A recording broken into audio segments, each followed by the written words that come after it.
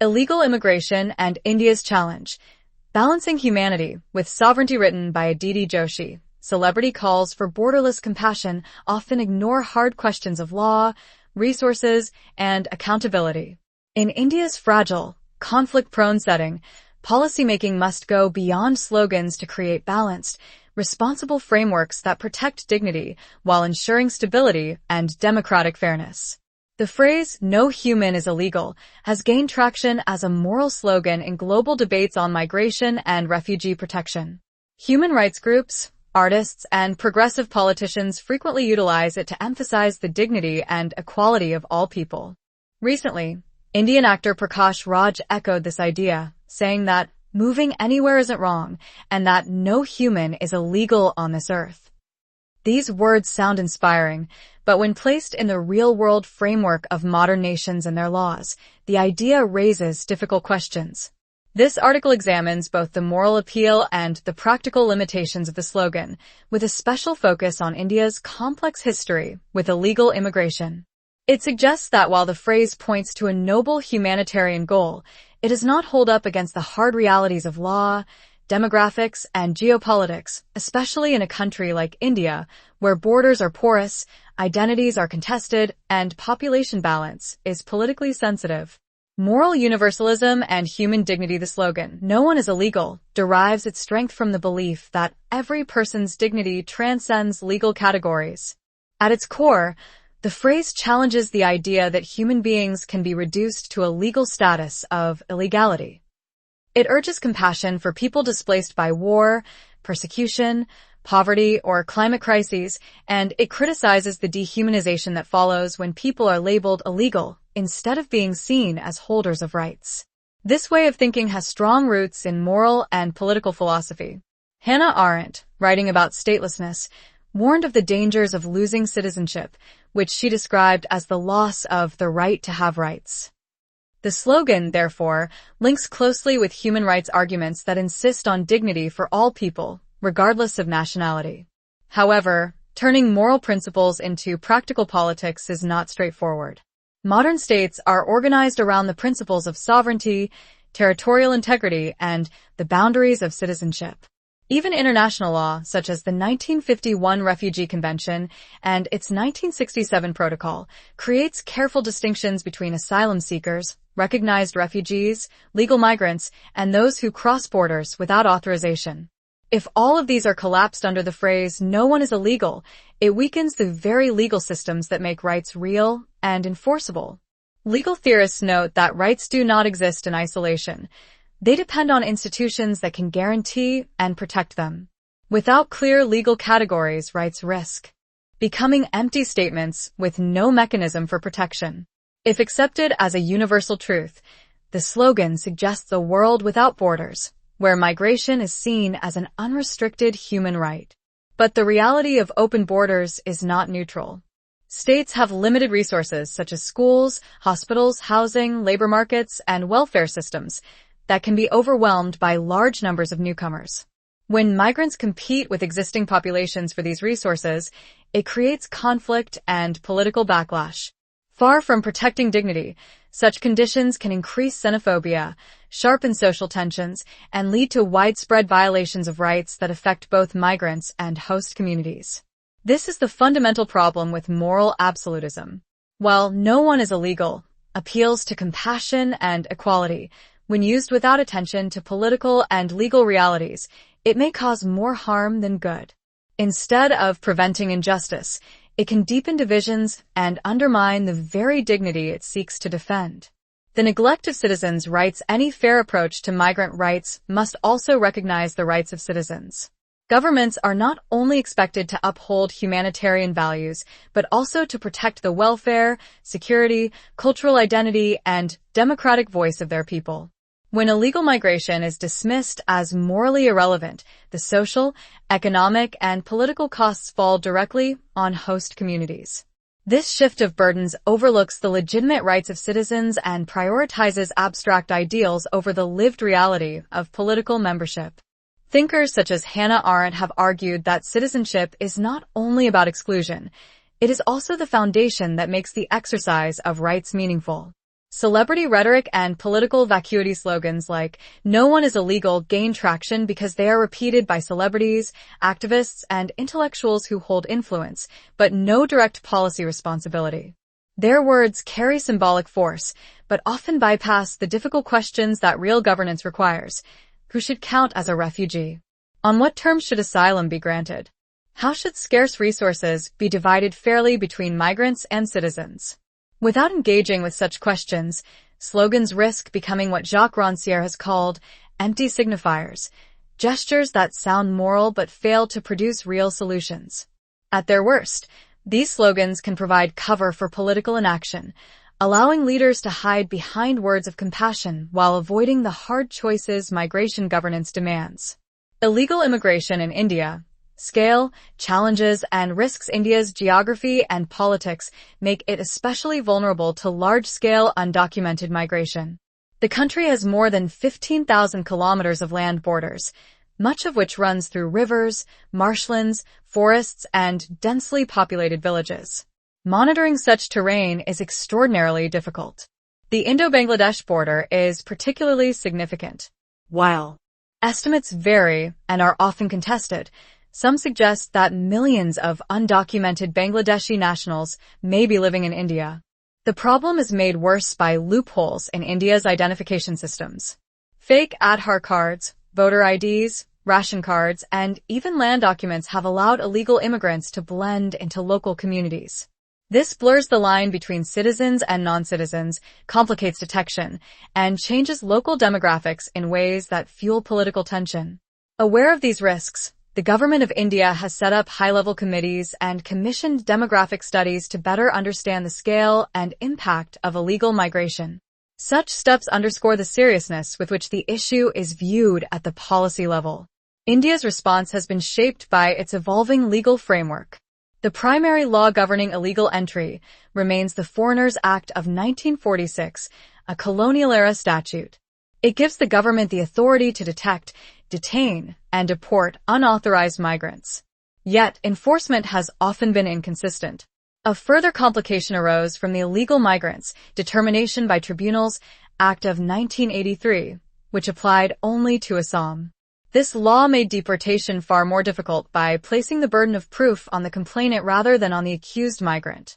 The act was widely criticized as ineffective, and in 2005 the Supreme Court struck it down in the case of Sarbanada Sonoval v. Union of India, describing illegal immigration as external aggression and a threat to national security. More recently, the Citizenship Amendment Act (CAA) of 2019 reignited national debate.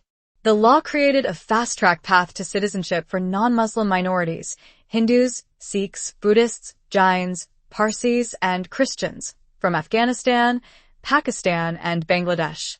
Supporters argue that the act offers necessary humanitarian relief for persecuted minorities, while critics contend it undermines India's secular constitution and the principle of equality before the law. When combined with proposals for a nationwide National Register of Citizens, NRC, the CAA has sparked protests, lawsuits, and fierce political battles. Together, these measures underscore the profound impact of law, religion, and national identity on India's immigration policy. Enforcement gaps and structural challenges. Even with laws on the books, enforcement continues to face serious hurdles. Monitoring India's vast and complex borders is extremely difficult. In Assam, rivers cut across boundary lines. In Tripura and Mizoram, dense forests limit visibility, and in many rural areas, villages lie on both sides of the border, making crossings easy. While India has invested in fences, floodlights, drones, and smart sensors along parts of the Indo-Bangladesh frontier, coverage is incomplete and results uneven. Within the country, the problem is exacerbated by a weak administrative capacity. Local police and border agencies often lack the necessary resources. Corruption and widespread document fraud further undermine enforcement efforts. Many illegal immigrants settle in urban slums or remote rural areas where detection is both hard and politically sensitive. Deportation itself is another challenge. India's constitutional guarantees under Articles 14 and 21 require due process for all, including non-citizens. International human rights commitments also restrict arbitrary action. On top of this, origin states, especially Bangladesh, are often unwilling to recognize or take back undocumented migrants. These factors leave India with limited options, despite strong legal authority on paper. Risks and implications. Illegal immigration in India is not just a law and order problem. It has wide-ranging social, political, economic, cultural, and security consequences. Its effects are felt across many areas, reshaping population patterns, shifting political balances, straining limited resources, and deepening identity-based anxieties. Demographic shifts. Border states like Assam and West Bengal have carried much of the burden of undocumented migration, especially from Bangladesh. The arrival of large Bengali-speaking Muslim communities has fueled fears among local Hindus and tribal groups of being outnumbered in their own regions. These demographic changes directly affect ethnic balance, cultural survival, and political representation. The 2019 National Register of Citizens (NRC) process in Assam reflected these long-standing concerns, as the state tried to clearly identify genuine citizens amid mounting anxieties. Cultural and identity tensions. Illegal immigration also brings challenges of cultural assimilation. Large inflows alter the linguistic, religious, and everyday practices of host communities, creating fears of identity erosion. In Assam, worries about preserving the Assamese language and culture have repeatedly led to mass protests and violent mobilizations. In urban areas, demographic changes, seen in settlement patterns, religious observances, and cultural habits, often spark tensions between migrants and locals who feel their way of life is under threat. Economic pressures. Migrants play a significant role in the informal economy, working in sectors such as construction, agriculture, and domestic labor. This provides industries with cheap workers, but also creates competition for scarce jobs, land, and welfare benefits. Fraudulent documents enable many migrants to access subsidized housing, healthcare, and education, thereby further burdening already overstretched public services. The result is a double effect. While migrants contribute to local economies, they also increase pressure on limited resources. For poor citizens, this competition fuels resentment, reinforcing cycles of marginalization and hostility. Political and security concerns. The political effects of illegal immigration are far-reaching. When undocumented migrants obtain voter IDs and enter electoral rolls, they change the political balance. Critics often accuse parties of deliberately cultivating migrant communities as vote banks, undermining fair democratic representation. Security risks also grow. Unchecked migration makes it easier for extremist groups or criminal networks to exploit porous borders. In South Asia's volatile environment, this raises threats of terrorism, smuggling, and insurgency, giving migration a direct link to national security concerns. Social conflict and communal violence. Illegal immigration frequently becomes a flashpoint for violence. Indigenous groups often see migrants as intruders threatening their land, livelihoods, and culture, leading to clashes between communities. The 2012 ethnic violence in Assam, which displaced hundreds of thousands, stands as a stark reminder of how dangerous demographic disputes can become. Similar tensions have emerged in Tripura, Meghalaya, and even Delhi, highlighting the fragility of social harmony when migration remains unchecked. Why the slogan is irresponsible in India. In India's context, Prakash Raj's use of the slogan, "No human is illegal," is not just simplistic, but deeply problematic. Unlike more uniform or resource-rich societies that may afford broad universalist ideas about migration, India is a fragile federal union marked by immense linguistic, religious, and ethnic diversity. It already struggles with communal tensions, unsettled border disputes, and uneven development. In such a setting, absolute slogans risk ignoring history, weakening state responsibility, and upsetting delicate social balances. Historical amnesia and demographic conflicts. India's modern history is marked by conflicts driven by demographic changes, particularly in border states such as Assam, Tripura, and Jammu and Kashmir. Migration has repeatedly altered ethno-religious balances, fueling insurgencies, separatist demands, and communal violence. Using a slogan that glosses over these scars dismisses the lived experiences of communities that have endured the upheavals of demographic disruption. Undermining constitutional responsibility.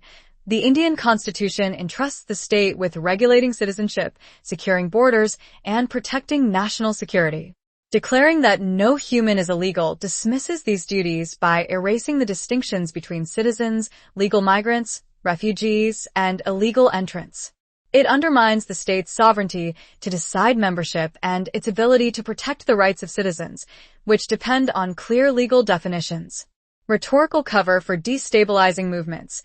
Universalist slogans often act as shields for political movements that aim to normalize or excuse illegal migration. In states like Assam and West Bengal, such narratives have been used to resist enforcement tools like the NRC, weakening legal efforts to address demographic anxieties. In this way, humanitarian language risks being co-opted as a form of political weaponry. From naivete to destabilization. While the phrase carries emotional appeal, applying it blindly in India is irresponsible. Instead of promoting human dignity, it risks destabilizing fragile regions, eroding institutions, and deepening identity divides. In India, where sovereignty, security, and citizenship are closely tied, the slogan is not a harmless moral gesture. It is a potential trigger for disorder. Towards a balanced framework instead of relying on sweeping slogans, India needs a practical and context-sensitive framework that balances humanitarian obligations with the demands of sovereignty and security. While the phrase, "no human is illegal," may carry emotional weight, policymaking in a diverse and fragile country like India requires nuance, institutional clarity, and demographic awareness. Clear legal categories. Migration policy must begin with precise, legally defined terms. Refugees escaping persecution, economic migrants seeking better opportunities, and those entering without authorization should not be treated as one group. Current ambiguities blur these categories, weakening enforcement while also diluting protections for genuine refugees. Consistent application of legal categories ensures that compassion is not confused with unchecked permissiveness. Strengthen borders and surveillance. Given India's porous borders, especially with Bangladesh and Myanmar, better border management is essential.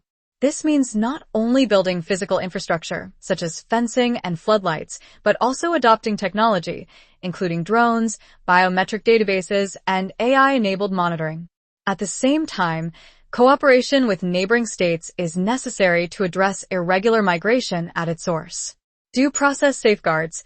Even as enforcement improves, constitutional guarantees must be upheld. Deportations and detentions should be conducted in accordance with transparent procedures that prevent arbitrary action and adhere to international human rights standards. Such safeguards protect migrant dignity and shield the state from charges of bias or abuse. Conditional legalization pathways. For long-term undocumented residents who are integrated into local economies and communities, India could explore conditional regularization under strict rules, such as the length of stay, a clean criminal record, and a willingness to assimilate. This avoids keeping people in a permanent state of limbo while maintaining state control. Integration and community programs. Migrant settlement should be supported with measures that ease friction with host populations. Programs that encourage language learning, cultural adaptation, and economic participation can help reduce fears of identity loss. Effective integration also lowers the risk of migrants being exploited for political or communal purposes. Demographic sensitivity. Policies must take into account fragile demographic balances, especially in states such as Assam, Tripura, and West Bengal. In such regions, stricter migration controls along with targeted welfare for indigenous groups are vital to prevent unrest. International engagement. Illegal immigration cannot be solved by India alone. Bilateral and regional agreements with countries like Bangladesh and Myanmar on repatriation, refugee management, and border security are crucial. Such diplomacy lessens India's unilateral burden and strengthens its standing in global migration debates. Beyond celebrity rhetoric, Prakash Raj's use of the slogan, "No human is illegal," shows how easily moral slogans gain attention in debates on migration. While emotionally powerful, such phrases are shallow and risky when applied without context, especially in India, where concerns over demographics, identity, and sovereignty are intense. India needs more than rhetoric. It requires a serious migration policy that blends humanitarian concern with legal clarity, demographic caution, and constitutional responsibility. Only with such a balanced approach can India protect the dignity of migrants while safeguarding citizens' rights, ensuring social stability, justice, and legitimacy in the long run.